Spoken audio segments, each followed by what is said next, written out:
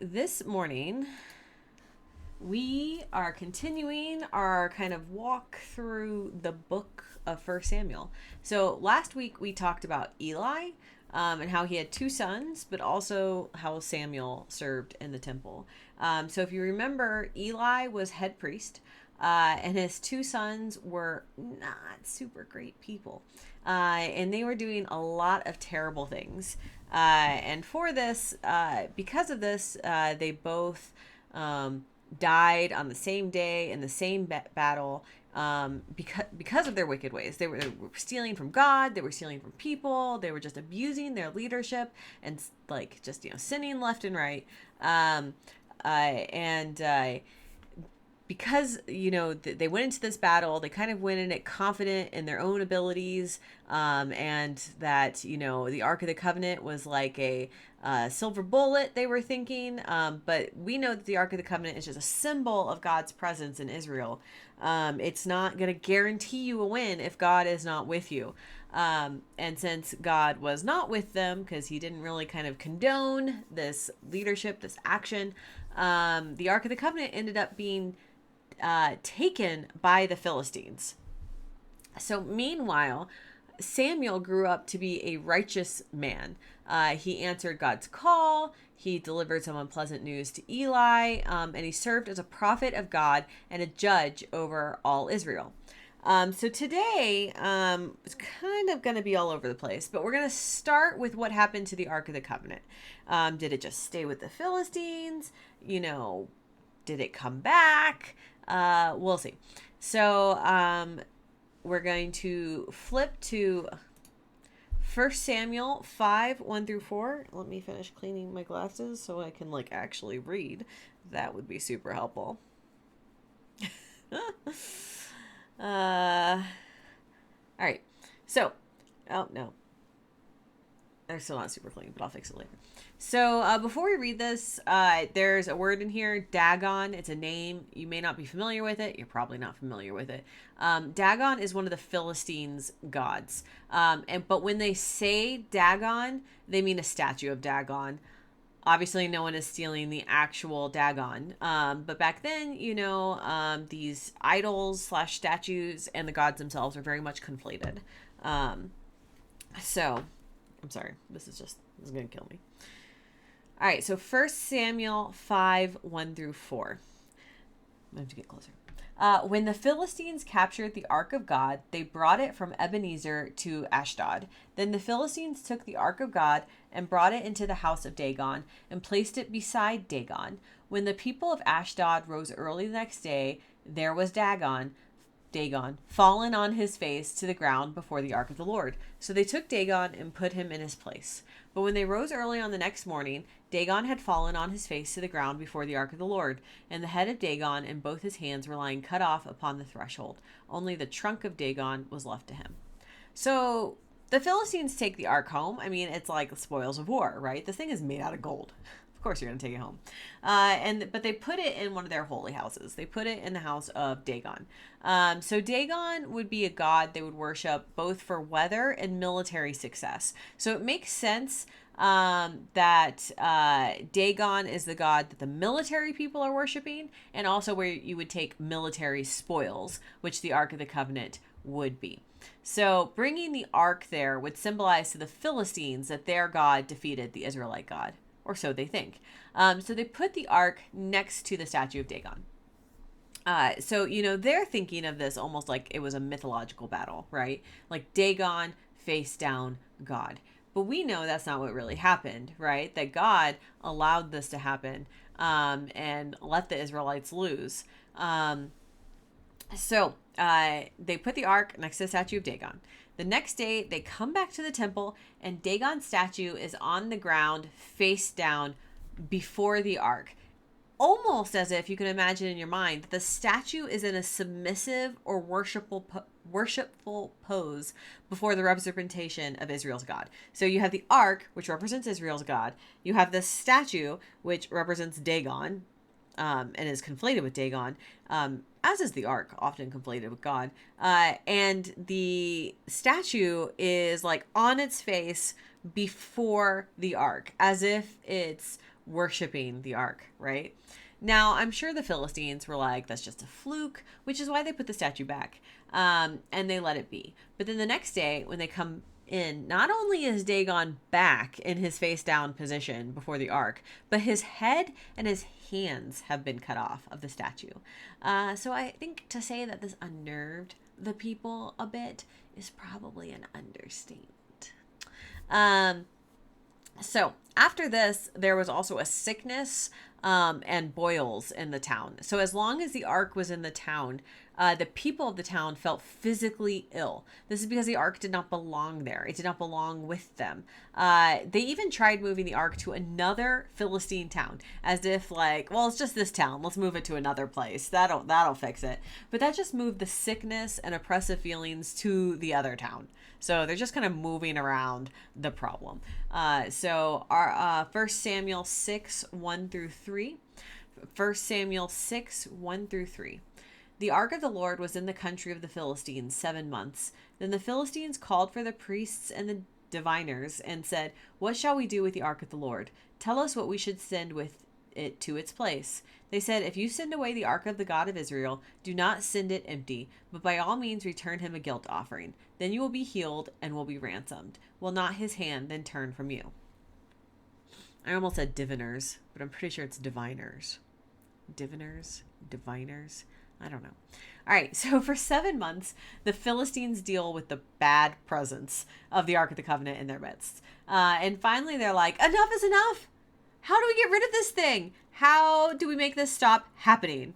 And to the surprise of no one, when they gather their priests are like, the answer is to send it away. But not only are we going to send it away, we're going to send it away with extra presents, because what better way to, buy our way back into their God's graces than with presents? I'd take presents. That's fine. So after, all of this, if you steal something and return it, extra presents can only really help. It's fine. All right, so we're going to skip through this real fast, but basically what they do is load up a cart with the ark and some presents, and then just let the animals go. So they put it in a wagon, a cart, they put some presents in there, they hook it up to the oxen, and then they're like, "Go, oxen, take it away. Be gone." We're not going to take it back by hand. That would be suicide. But if this God is that powerful, then he'll lead these animals to the right place, right?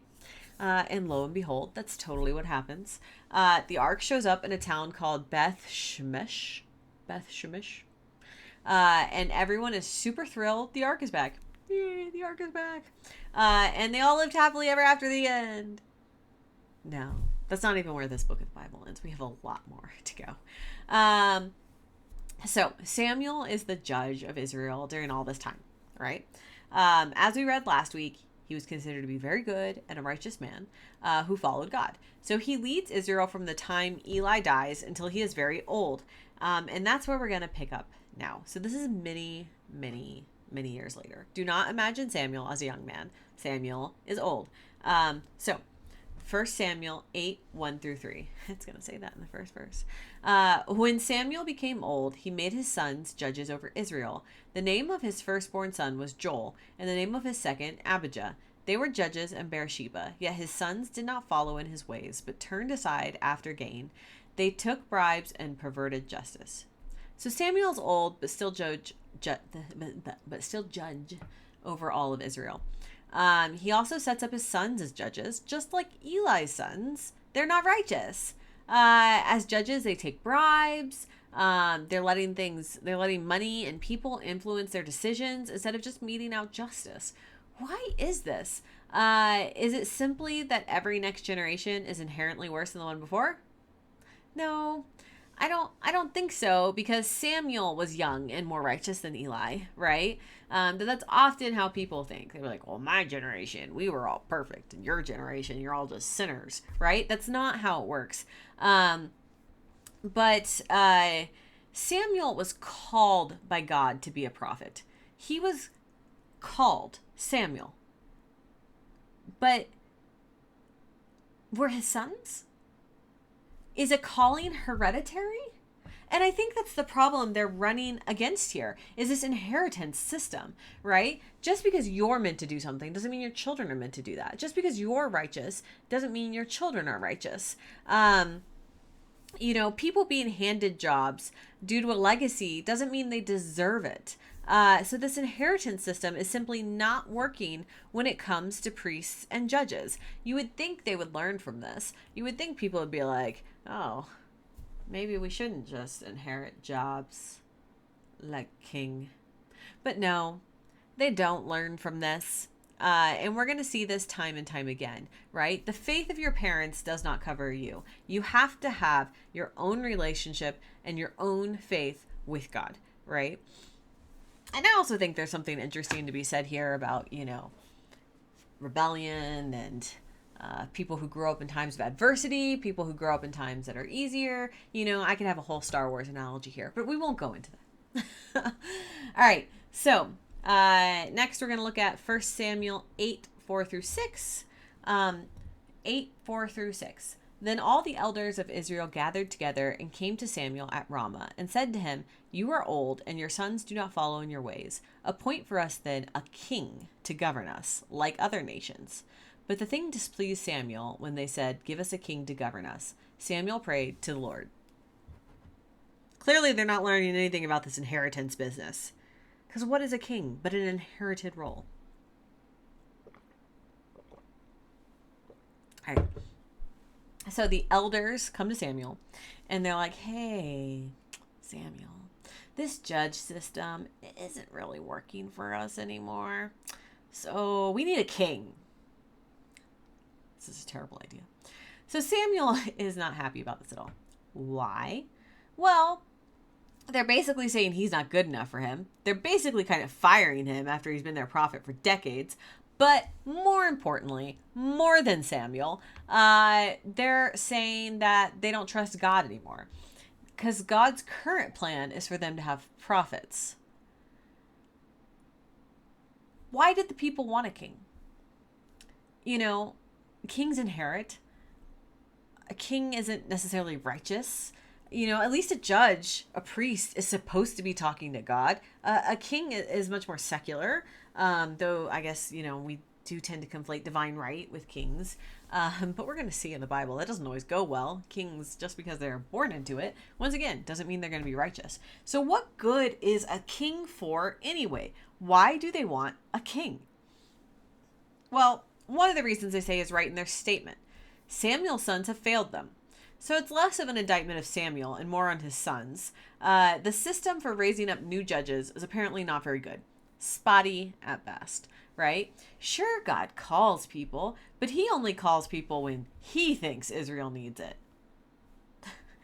What about the times in between when people are just having normal disputes, right? So God was calling judges and prophets, but only when God was like, it's necessary. So you have these in-between times where maybe it wasn't necessary. And that's when it was being like inherited. You can actually go back into Judges and you can see the kind of the same thing with Gideon's sons. And it was a disaster, right? Because those people weren't called. Gideon was needed. His sons weren't needed. Samuel was needed. His sons weren't needed. And God was expecting Israel to just like exist during these times, to behave grown up, right? But clearly, that's not working. Well, it's not that God's plan's not working. It's that the people want something more. So these sons of judges are covering these gaps, and they're just not doing a good job. They're doing a bad job. So whether it's Samuel's sons, Eli's sons, Gideon's sons, it's not working out for them. But the other reason they say in their statement is that they want to be like other nations. Every other nation has a king, Samuel. So why don't we have a king? I want to be like the other nations. All my friends have a cell phone. I would like a cell phone, please. Like, how can the other nations even respect us if we don't have a king? Totally. This is kind of what they're arguing here. So in reality, God is supposed to be their king. That is why they don't have a king. But you can imagine in the day-to-day, it probably doesn't feel like they have a king to the average Israelite. To be fair to the Israelites, right? It's like when you don't have any friends and people are like, but Jesus is your friend. And it's like, yes, Jesus is my friend, but I would like somebody who can bring me chicken noodle soup when I'm sick. Right? That's probably what the Israelites are thinking here. So God is our king, but it would be nice if there was somebody we could go physically to. So, we tend to be very like frowning upon them, but they're a nation that doesn't operate like any other nation around them.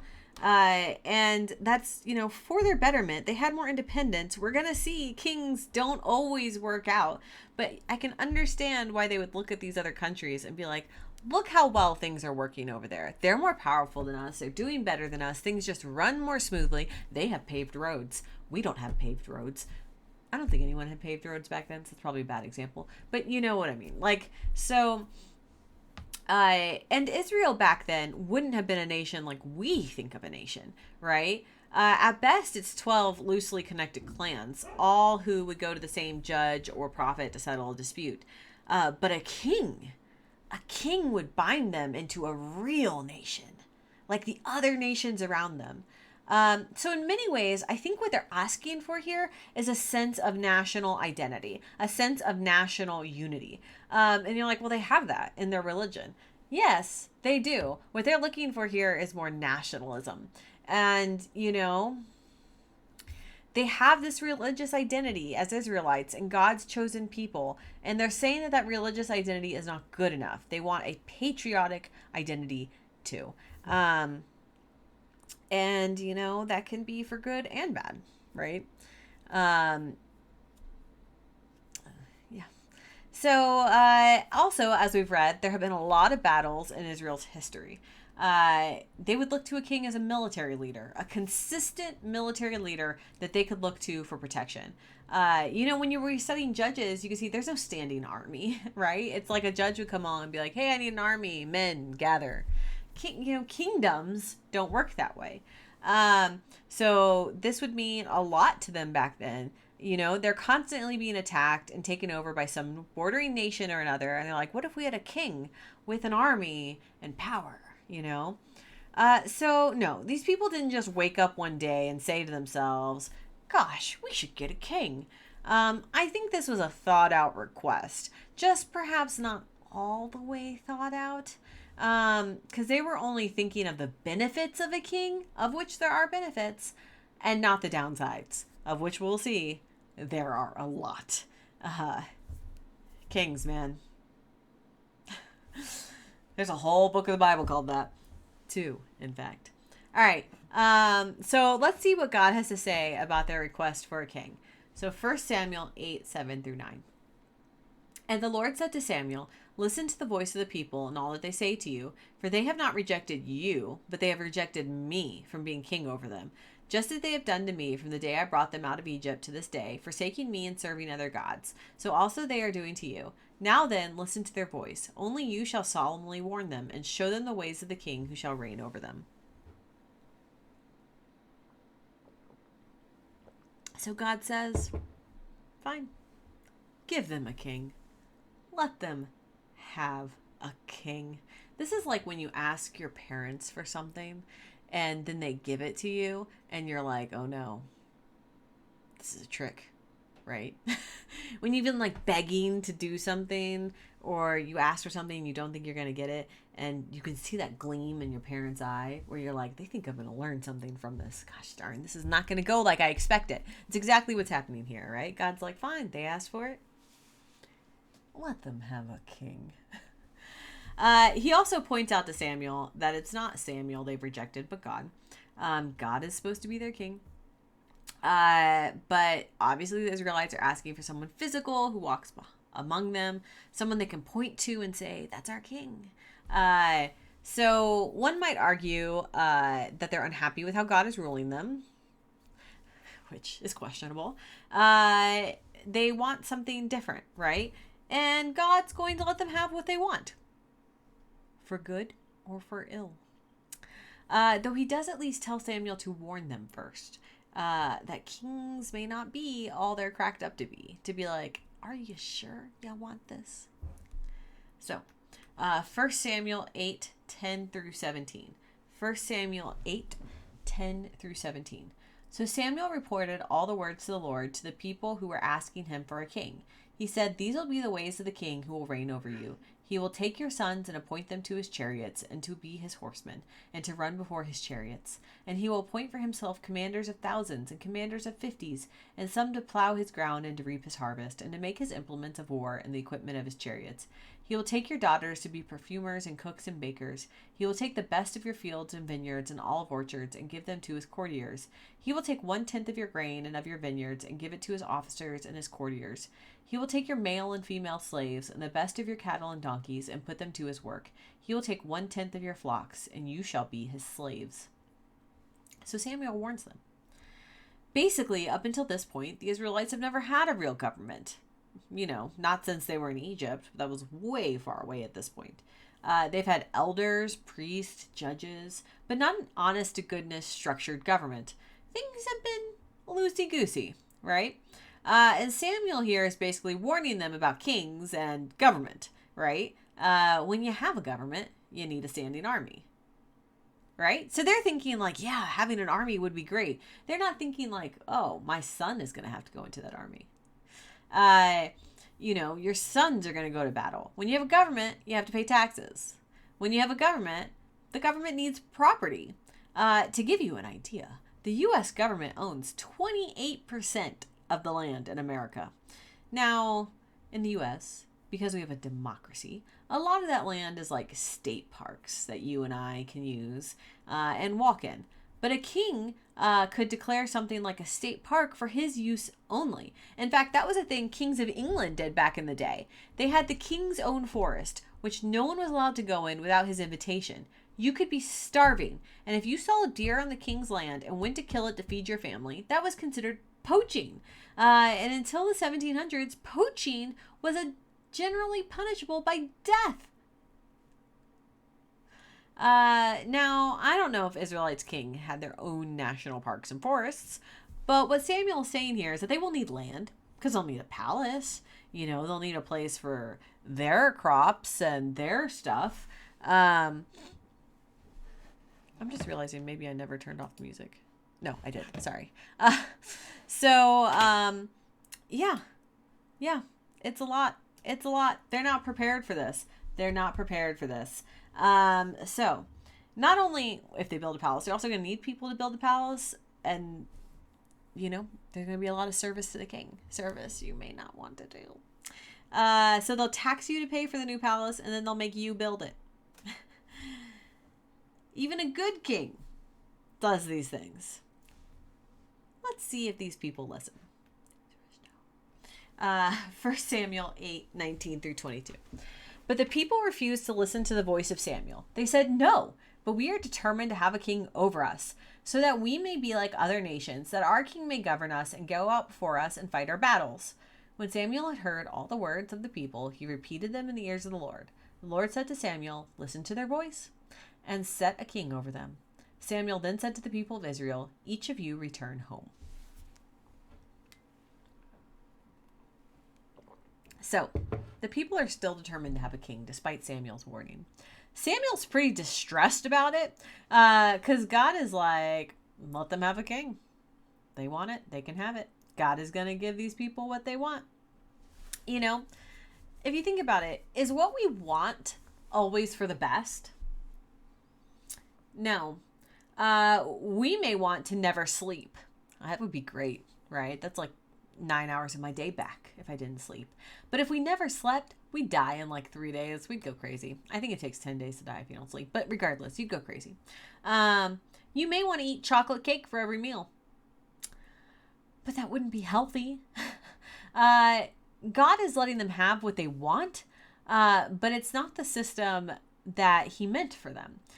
He's going to give them what they want and let them live with the consequences of their decisions. Interestingly, Samuel doesn't tell the people here God is going to let them have what they want. Do you notice that? God is like, listen to their voice and set a king over them. And what does Samuel say? He says, go home.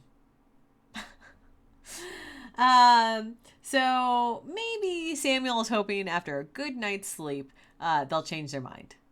It's like when you're hangry, right? It's like, let's discuss this after you've eaten lunch.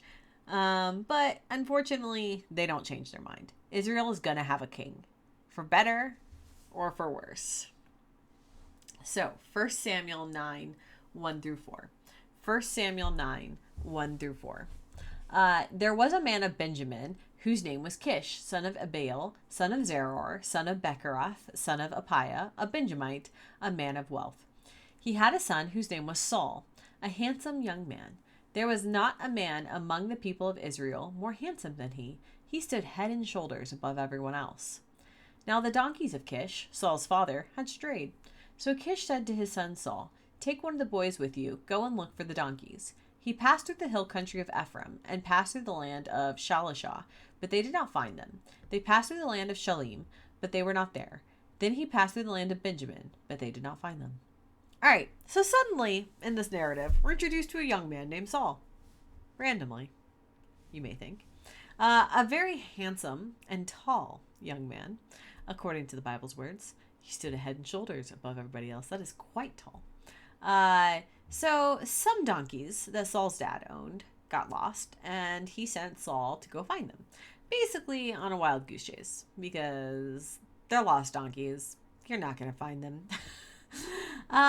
So, you may be like, why are we being introduced to this guy named Saul right after all this discussion about kings? You know why. Saul is going to be the king, right? He's going to be the king Israel is given, whether they like it or not. What do we know about him? Do we know anything about his character? Based on these 4 verses, all I know about him is he's handsome, he's young, he's tall, and his dad told him to go look for donkeys, so he did. So he's obedient to his dad. I guess that's a mark in the plus column. But let's see how things go. 1 Samuel 9, 5 through 10. When they came to the land of Zuph, Saul said to the boy who was with him, "Let us turn back, or my father will stop worrying about the donkeys and worry about us." But he said to him, "There is a man of God in this town. He is a man held in honor. Whatever he says always comes true. Let us go there now. Perhaps he will tell us about the journey on which we have set out." Then Saul replied to the boy, "But if we go, what can we bring the man? For the bread in our sacks is gone, and there is no presents to bring to the man of God. What have we?" The boy answered Saul again, "Here, I have with me a quarter shekel of silver. I will give it to the man of God to tell us our way." Formerly in Israel, anyone who went to inquire of God would say, "Come, let us go to the seer." For the one who is now called a prophet was formerly called a seer. Saul said to the boy, "Good, come, let us go." So they went to the town where the man of God was. So they had been wandering and looking for these donkeys for a while. And Saul's like, "We better go back soon, or else my dad's not going to be worrying about the donkeys going to be lost. He's going to be worrying about us being lost." But instead, his servant is like, "Hey, Samuel lives near here. Samuel the prophet. Why don't we go see what he has to say?" But Saul's like, "I don't have anything to pay him." And the servant is like, "I have a piece of silver. No worries." So there's a couple of things in this passage that, I think about. Why didn't Saul know Samuel was nearby? Even if Samuel didn't permanently live there, he'd be so famous by this point that everyone would know his movements and where he is. It's sort of like in the New Testament, how crowds showed up wherever Jesus went. The land of Israel is not that big. And they didn't have that many celebrities. People usually knew where their most religious person was. Sort of like how Catholics generally know the whereabouts of the Pope, right? But if Saul's servant knew, there's no way it's because Saul's home is too far or in the boonies. Because that might really think Saul lives too far away. But Saul's servant knows. So maybe Saul just doesn't pay attention. Which is like a bad sign for a king. The other thing that gets me is, why did he have to borrow money from his servant? Even if Samuel required a payment, which seems sketchy to me. I'm pretty sure he wouldn't. Saul borrowing money from his servant is just kind of sketchy to me. You better pay that kid back. That's all I'm saying. So, moving on. They go into a town looking for Samuel. So, 1 Samuel 9, 14 through 17. So they went up to the town. As they were entering the town, they saw Samuel come out toward them on his way up to the shrine. Now the day before Saul came, the Lord revealed to Samuel, "Tomorrow about this time I will send to you a man from the land of Benjamin, and you shall anoint him to be ruler over my people Israel. He shall save my people from the hand of the Philistines. For I have seen the suffering of my people, because their outcry has come to me. When Samuel saw Saul, the Lord told him, Here is a man whom I spoke to you. He it is who shall rule over my people. I'm sorry, I really struggle with Saul, and that's because if I'm not thinking about it, I pronounce the word saw like I saw. So it would be Samuel Saul, which is not right. So Samuel saw Saul. This is a tongue twister for me. So as soon as Samuel sees Saul, see what I did there? Samuel knows this is the guy. This is the guy who's going to be king, right? Considering Saul is tall and handsome, he certainly looks the part. So maybe Samuel even saw him and is a little impressed and was like, well, God sure does know how to pick him, right? Or maybe Samuel grumbled because of course a king would be tall and handsome. And isn't that just so superficial? We don't know. We don't know what Samuel's opinion of Saul was when he first met him. We just know that the moment Samuel laid eyes on Saul, he knew this was the guy God had picked. So, let's keep going. 1 Samuel 9:18 through 21. Then Saul approached Samuel inside the gate and said, Tell me, please, where is the house of the seer? Samuel answered Saul, I am the seer. Go up before me to the shrine, for today you shall eat with me, and in the morning I will let you go and will tell you all that is on your mind. As for your donkeys that were lost 3 days ago, give no further thought to them, for they have been found. And on whom is all Israel's desire fixed, if not on you and all your ancestral house? Saul answered, I am only a Benjamite, from the least of the tribes of Israel, and my family is the humblest of all the families of the tribe of Benjamin. Why then have you spoken to me in this way? So Saul approaches Samuel and doesn't even know it's him. He's like, hey guy, can you tell me where the seer is? And Samuel's like, well, it's me. Samuel then provides Saul everything he wanted and more. He tells him his donkeys have been found and not to worry about him. He then tells him he's going to fix all of Israel. To Saul's credit, he replies humbly, basically saying that how can he do this when he is the least of people? Humbleness is definitely a quality you want in your king. So maybe this Saul guy is going to turn out all right after all. Maybe. 1 Samuel 9:27 through 10:2. 1 Samuel 9:27 through 10:2. As they were going down to the outskirts of town, Samuel said to Saul, Tell the boy to go on before us, and when he has passed on, stop here yourself for a while, that I may make known to you the word of God. Samuel took a vial of oil and poured it on his head and kissed him. He said, The Lord has anointed you ruler over his people Israel. You shall reign over the people of the Lord, and you will save them from the hand of your enemies all around. Now this shall be a sign to you that the Lord has anointed you ruler over his heritage. When you depart from me today, you will meet 2 men by Rachel's tomb in the territory of Benjamin at Zelzah. They will say to you, The donkeys that you went to seek are found, and now your father has stopped worrying about them and is worrying about you, saying, What shall I do about my son? So, drink some more water. Samuel anoints Saul before he leaves the town. What is anointing? Anointing basically means putting oil on him and saying like a blessing or a prayer over him. And Samuel tells Saul that God has chosen him to be king, to rule over all of Israel. And should Saul not believe him, as a sign, he will meet 2 guys who have found his donkeys, and they will tell him that his dad is worrying about him now. Samuel also tells him some other things that will come to pass, that he'll meet some other men on the road who will offer him gifts, that he'll run into a group of prophets playing musical instruments, and guess what? It all comes to pass. Of course it does. Because this guy, Saul, is the one God has chosen to rule over Israel, for better or for worse. Now, what's interesting in all of this to me is that Samuel hates the idea of Israel having a king. But does he try to argue God out of his decision? No. He tries to talk Israel out of it, but not God. Because he knows God's plan is for the best, even if it doesn't always seem that way. So even though Samuel could have ignored the request or even turned a blind eye to seeing Saul in the town and just pretend like he never saw him, he doesn't. He acts on God's commands even when he doesn't like them. Samuel's a good prophet. It remains to be seen whether Saul will be a good king. And you may be like, well, how can he not be? He was chosen by God. Yeah. Saul is still a person. And humans, man, we're great. So, next week we're going to talk about Saul. We're going to talk about how the news of him being king is broken to all of Israel, how Israel takes it, and what kind of start his kingship gets off to. So that'll be next week. So that is it for this week. Let me stop the recording.